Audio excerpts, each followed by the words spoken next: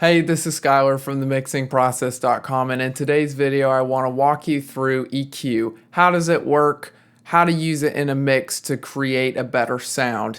So the job of an EQ is to create space in a mix. You've got all these different instruments, and EQ helps create a space for each of those instruments in your mix. And it does this by boosting or cutting specific frequencies or groups of frequencies in those tracks. So every EQ usually covers about from 20 hertz all the way to 20,000 hertz, and that's a pretty big range. And in that whole range we have different instruments. So in the low end part of that range you've got kick drums, bass guitars, toms, things like that. In the mid range you have vocals, pianos, guitars, pretty much any other instrument. There's a lot of stuff that fits in that mid range. And then the high range, you've got things like hi-hats or cymbals, or the high part of a human voice as well fits in that. So there's a lot of overlap with all of these instruments all competing for that same sonic space.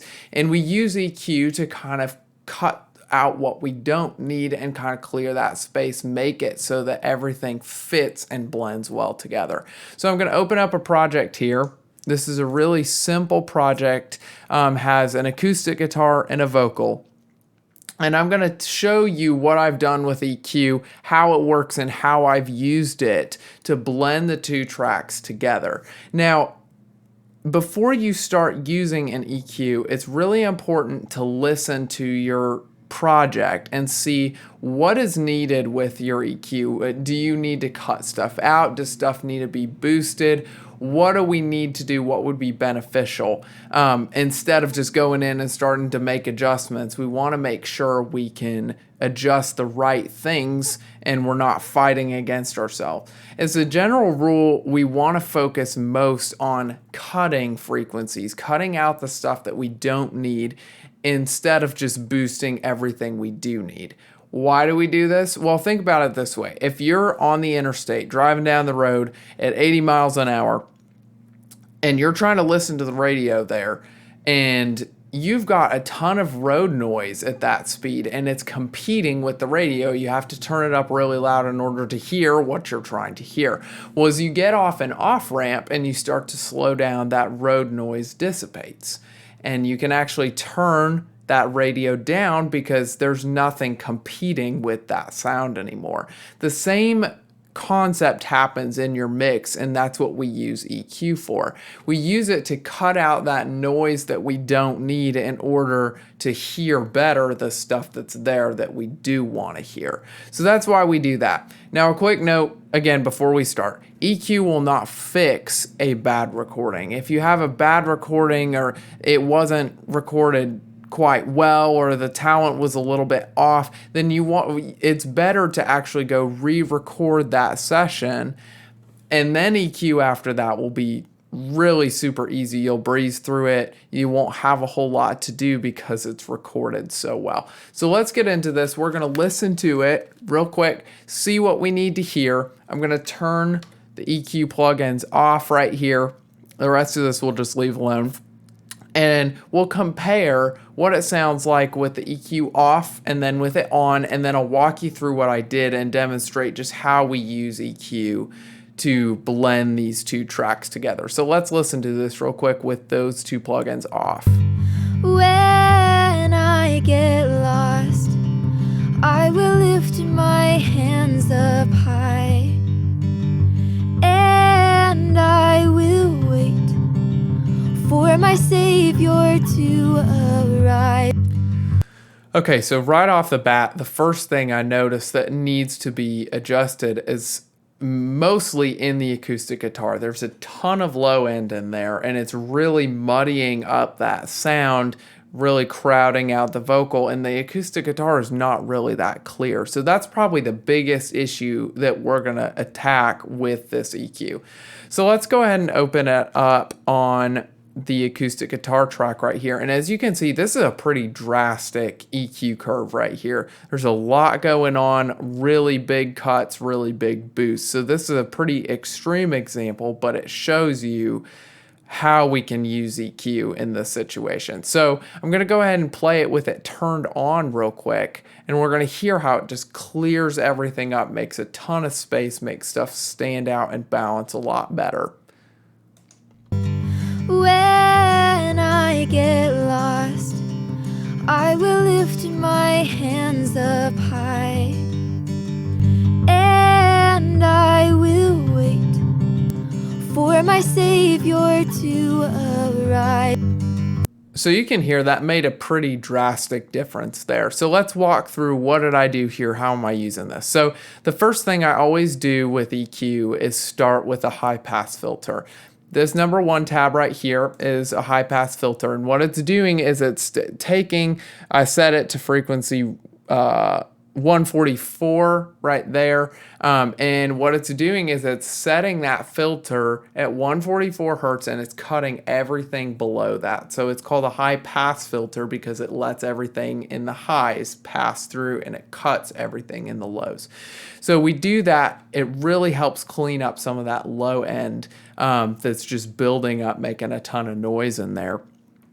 So you should be able to make a pretty good mix with just high pass filters and volume faders. It won't be perfect, but you should be able to get a mix really far down the road with just those two things. High pass filters are very powerful in this situation. So next, we'll work on some of these bands. These numbers here are called bands, and I can adjust the gain of it up and down. I can boost or cut it. I can adjust the frequency where on that 20 to 20,000 hertz range we're adjusting. And then the Q here adjusts how wide or how narrow that band is. So wide bands will affect more frequencies, narrow bands will affect fewer. So we can use that to kind of smooth out that EQ adjustment and make it really subtle. So that's what we've done here. And then up here, we've got a really high shelf. And that's just to add a lot of high end to it, make it kind of balance out a little bit. Again, this recording had a ton of low end, not a lot of high end. So we're kind of using this shelf in order to kind of level that out a little bit. All right, let's go over to this vocal here and see what we're doing here. This is a lot more normal of an EQ curve. It's a lot less drastic. We've got another high pass filter here, and again, that's cutting everything below 138 hertz. It's just cutting out a lot of that noise. This is a really important thing, especially if you're doing live sound, because a lot of that low end, you won't necessarily be able to hear it as well, but that is one of the biggest offenders when you start getting feedback in a live sound setting. So you want to use those high pass filters, cut everything you don't need. Then we've got a small cut here, right around 460, just some of that mud out of there. And then a shelf right around almost 8K there. And that's adding some sparkle, some high end, helping it sit a little bit on top of the mix there. So that's how we've used EQ on both of these tracks. And as you can tell from the mix, when I did the A-B at the beginning, it makes a drastic difference. I'll just go ahead and play it for you one more time so you can hear that difference of EQ working. And that's just 2 plugins on this whole project here. When I get lost, I will lift my hands up high, and I will wait for my Savior to arrive. He will lean down low to pick me up. I always feel so safe, secure, and bundled in His love. So you can see there how I'm using it, how it's being really helpful to kind of clear up that mix, make some space, help the 2 tracks blend together. Now, a couple tips here. EQ takes a lot of time and a lot of practice to learn what each frequency sounds like. and it'll just take time to figure out what it sounds like and then be able to go right to it and adjust it the way you need to. So just take the time, learn what those sound like, learn how to kind of adjust it when you hear something wrong, and also know when to leave stuff alone when it's actually helpful. Second thing, especially with this example, follow your ears and not your eyes. You always want to mix with your ears, because if I mixed with my eyes while I was doing acoustic guitar, this would have freaked me out a lot, because it's so drastic. If you look at the graph, you think there's no way this can sound good, but this was what was necessary in order to get that acoustic guitar into a position where it actually blended well with the vocal. And then this other one here is a much more what you're typically going to deal with. It's very subtle. There's not a lot of movement, but subtle moves will add up. It'll have a cumulative effect by the end of it. It'll really help. So sometimes tracks take really drastic movements here, and other times they don't. Most of the time they don't. They just need a little tweak here and there, and over the course of a bunch of tracks, it'll really transform and turn that whole mix around. So those are some important things to remember. I hope this video was helpful for you learning and understanding how EQ is used in a mix. How is it beneficial? What does it do? If you're kind of new to this mixing process a little bit, you're just learning these tools, trying to figure out how they work, how they all work together, and then what order to do them in a mix as well. I have a free guide that I made on my website called mixingprocess.com. It's called the 7-step mix, and it walks you through the 7 steps that I take in every mix. It'll include tools like setting your gain, your EQs, your compression, making sure everything falls in order and in balance with each other. It'll walk you through that mix start to finish so you don't miss any of those really important steps.